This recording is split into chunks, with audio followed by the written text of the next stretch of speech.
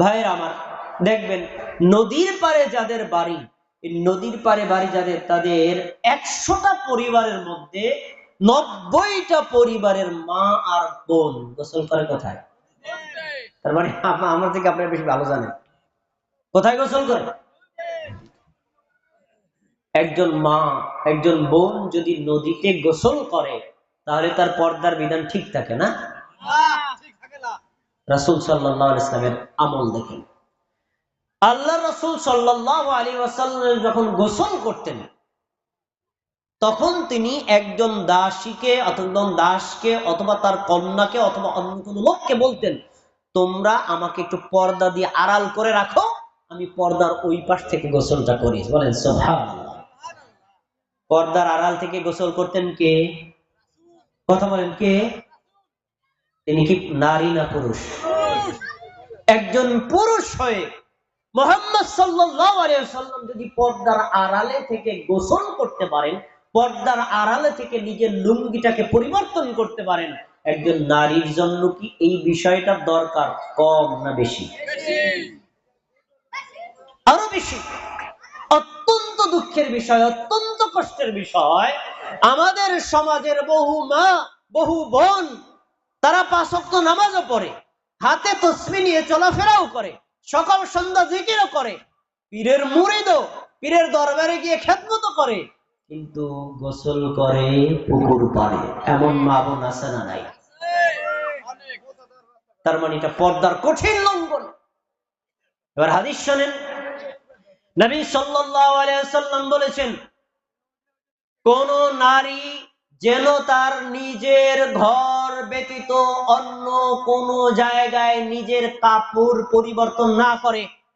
যদি করে, তাহলে এই নারী আর আল্লাহর মাঝখানে কোনো পর্দা থাকবে না, অন্তরাল নষ্ট হয়ে যাবে। আল্লাহ যে তাকে হেফাজত করবেন, এই বিষয়টা আর থাকবে না। তাহলে বোঝা যাচ্ছে একজন মা বোন, তার সম্মান, তার মর্যাদা ইসলামী শরীয়তে, আল্লাহর কাছে, নবীর কাছে এত বেশি যে এই মা বোন ওপেন কোন জায়গায় গোসলও করতে পারবে না, ওপেন কোন জায়গায় কাপড়ও পরিবর্তন করতে। পর্দার কঠিন লঙ্ঘন। মানুষ আধুনিক হলে, টাকা পয়সা বেশি হলে তো ধর্মের দিকে এগিয়ে আসার কথা, কিন্তু এখান থেকে আরো ধর্ম থেকে আরো দূরে সরে যায়। দেখবেন বর্তমান অত্যাধুনিক যুগ, মা বোনেরা মার্কেটে গিয়ে কাপড় চোপড় কিনে। আগে এই টেন্ডেন্সি ছিল না, এখন হয়েছে কি,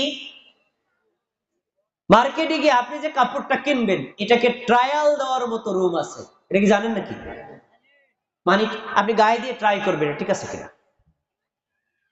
তো ট্রায়াল দেওয়ার যে রুম, বহু জায়গায় এটা প্রমাণিত হয়েছে যে মার্কেট ম্যান দুষ্টামি করে, শয়তানি করে, তার ভিতরে সিসি ক্যামেরা বসায় রাখে। এখন একজন মা যদি মাদারীপুর শহরে মার্কেটে গিয়ে একটা পোশাক কিনে, ধরেন একটা বোরকাই কিনতে গেল, তো বোরকাটা কিনতে গেলে যদি সে গায়ে ট্রাই করে দেখতে চায়, তাহলে তো কমপক্ষে তার স্বাভাবিক পোশাকটা খোলা লাগবে। খুলে যদি ওর পরে গায়ে দেয়, তাহলে তার কি পর্দা ঠিক থাকবে না লঙ্ঘন হবে? এটাও ইসলামী শরীয়তে হারাম। এগুলো পর্দাকে বৃদ্ধাঙ্গুলি দেখার একটা মাধ্যম। এই কাজগুলো থেকে প্রত্যেকটা নারীকে হেফাজত রাখতে হবে। কেন? রাসূল সাল্লাল্লাহু আলাইহি ওয়াসাল্লাম পর্দার ব্যাপারে, জিনা থেকে বেঁচে থাকার ব্যাপারে একটা বিজ্ঞানসম্মত থিওরি দিয়েছেন। খেয়াল করে বুঝতে হবে সবাই, একটা বিজ্ঞানসম্মত থিওরি যা অন্য কোন ব্যক্তি দিতে পারে না। সেটি হলো, একজন মানুষ, সে নারী হোক পুরুষ হোক, জিনা করার আগে 7টি ধাপ অতিক্রম করে। কথাগুলো খেয়াল করে শুনতে হবে। কয়টা ধাপ অতিক্রম করে? মনোযোগ দিয়ে শুনবে। 7টি ধাপ। এই 7টি ধাপ যদি অতিক্রম করতে না পারে, তাহলে কোনো ব্যক্তির পক্ষে জিনা করা সম্ভব। আর ইসলাম এত চমৎকার থিওরি দিয়েছে, আল্লাহ তাআলা নবীর মাধ্যমে 7টি ধাপেরই ব্যবস্থা করেছেন, যেন একজন নারী, একজন পুরুষ জিনার কাছেও না যায়। 7টি ধাপ কি? খেয়াল করে শোনেন। 1, চোখ। 2, কান। 3, মুখ। 4, হাত। 5, পা। 6, অন্তর। 7, লজ্জাস্থান। কয়টা বলছি? 7টা। এই 7টি ধাপ অতিক্রম করে একজন মানুষ সরাসরি জেনায় লিপ্ত হয়। রাসূলুল্লাহ সাল্লাল্লাহু আলাইহি ওয়াসাল্লামের হাদিস শুনেন। রাসূলুল্লাহ সাল্লাল্লাহু আলাইহি ওয়াসাল্লাম বলেছেন, কুতিবা আলা ইবনি আদম নাসিবুহু মিনাজ জিনা। আদম যত সন্তান আছে, হোক নারী অথবা হোক পুরুষ, তার জন্য জিনার একটা অংশ নির্ধারিত থাকে। এই একটা অংশ থেকে সে এড়িয়ে যেতে পারে না, লা মাহালাতা লাহা, সে এড়িয়ে যেতে পারে না।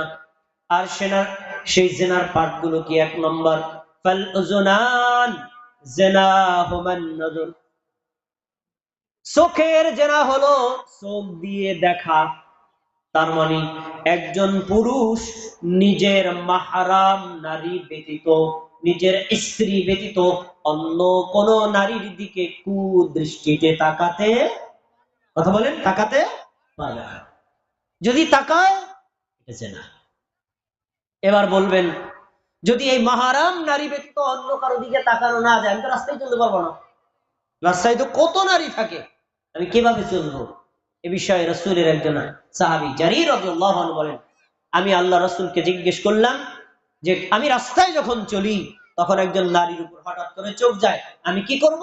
তিনি বললেন, ফাআমারানি আন আসরিফা বাসারি, আল্লাহ রাসূল আমাকে বললেন, যখন রাস্তায় তুমি চলবা, চলার পরে যদি বোঝো একবার দৃষ্টি দিয়ে এ একজন নারী, তখন সাথে সাথে তোমার দৃষ্টিকে ঘুরিয়ে নেবা। তাহলে রাস্তায় যখন চলবো, কোন নারী দেখলে কি করবেন?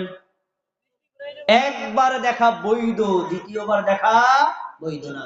আলী রাদিয়াল্লাহু তাআলা আনহু নবী সাল্লাল্লাহু আলাইহি ওয়াসাল্লাম বলেন, ইয়া আলী লা তুতবিউন নাযরাতান নাযরাতাল উলা, ইয়া আলী তুমি প্রথম দৃষ্টির পরে দ্বিতীয়বার আর তাকাতে পারবে না।